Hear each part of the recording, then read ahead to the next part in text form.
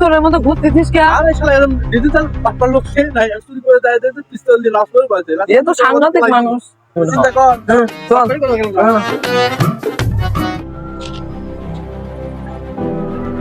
চুরি করা আমার অত সস্তা না। নামাজ চুরির বইছি, জিনিসপাতি খুলি জাইনামের পাশ বইছি, মনে করছো যে সুযোগ পাইছাও। মাল আমার কাছে আছে, নামাজও হইলে চোরও রক্ষা করলাম।